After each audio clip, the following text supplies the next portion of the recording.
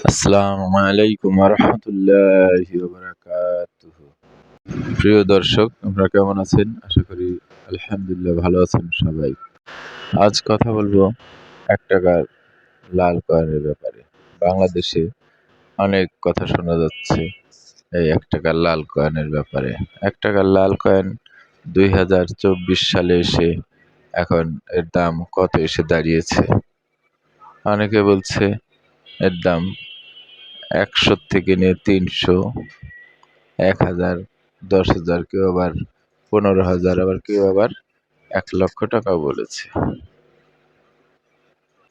আসলে আপনারাই ভাবেন যে একটা ১ টাকার কয়েন কি ১,০০,০০০ টাকা দাম হতে পারে? ১০,০০০ হতে পারে? অসম্ভব।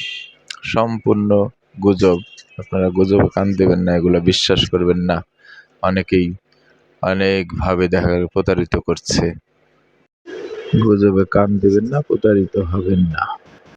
এর দাম যা ছিল ঠিক তাই। যেহেতু সরকার এখনো ব্যান করে নাই, টাকাটা এখনো চলে।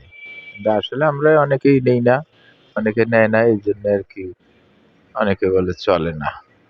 কিন্তু হ্যাঁ, এই টাকাটা পিতলের হওয়ার কারণে এই টাকাটা শুনেছি স্বর্ণকাররা সোনাতে খাদ হিসাবে ব্যবহার করে। এজন্য হয়তো অনেকেই কিনতে পারে। তবে বেশি না, ১০ টাকা, ১২ অথবা ১৫ টাকা, এর ঊর্ধ্বে না। এরকমই আরকি কেনে। যাই হোক, অনেক কথাই বললাম। আবারও বলি, প্রতারিত হবেন না। যদি কারো কাছে ১ টাকার লাল কয়েন থাকে, সংগ্রহে রাখুন। হয়তো ভবিষ্যতে দাম বাড়তেও পারে, বলা তো যায় না। এটা বাংলাদেশ, একবার বাড়লে আর কমে না, বাড়ার উপরেই থাকে। যাই হোক, এ পর্যন্ত শেষ করলাম। আল্লাহ হাফেজ।